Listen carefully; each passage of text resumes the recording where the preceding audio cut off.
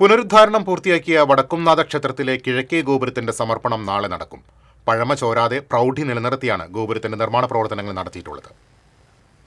തൃശൂർ പൂരത്തിന് പാറമേക്കാവ് ഭഗവതി, പനമുക്കുംപിള്ളി ശാസ്താവ്, ചെമ്പൂക്കാവ് കാർത്യായനി ഭഗവതി എന്നിവർ കടന്നുവരുന്ന കിഴക്കേ ഗോപുരം സമർപ്പണത്തിനൊരുങ്ങി. ചുമരുകൾക്കും കൊത്തുപണികൾക്കും യാതൊരു കോട്ടവും വരുത്താതെയാണ് പരമ്പരാഗത ശൈലിയിലുള്ള ഗോപുരം പുനരുദ്ധരിച്ചത്. തച്ചുശാസ്ത്ര രീതിപ്രകാരമായിരുന്നു പണികൾ. പുരാവസ്തു വകുപ്പ് പ്രവർത്തനങ്ങൾക്ക് മേൽനോട്ടം വഹിച്ചു. 1 വർഷമെടുത്ത് 4 കോടി രൂപ ചെലവിട്ടാണ് നവീകരണം പൂർത്തിയാക്കിയത്. 1500 ക്യൂബിക് അടി തേക്ക് തടി, 9 ടൺ ചുണ്ണാമ്പുകല്ല്, 6000 MP റൂഫിംഗ് ടൈൽസ് എന്നിവ ഉപയോഗിച്ചു. പഴയ മേൽക്കൂര പൊളിച്ചിറക്കി. കേടുപാടുള്ള കഴുക്കോൽ, ഉത്തരം, പട്ടിക എന്നിവ മാറ്റി. 2 നിലകളിലായുള്ള 24 ശാലാകൂടത്തിന്റെ അറ്റകുറ്റപ്പണികളും പൂർത്തീകരിച്ചു. ഭിത്തിയിലെ അലങ്കാരപ്പണികൾ പരമ്പരാഗത കുമ്മായക്കൂട്ട് ഉപയോഗിച്ച് പൂർണ്ണമായും പുതുക്കി. നിലവിലെ മരത്തിന്റെ പെയിന്റ് നീക്കം ചെയ്ത് പ്രകൃതിദത്തമായ എണ്ണക്കൂട്ട് ഉപയോഗിച്ച് മരസംരക്ഷണം നടത്തി. കൂടാതെ അനുബന്ധ വൈദ്യുതി പ്രവൃത്തികളും നടത്തിയിട്ടുണ്ട്.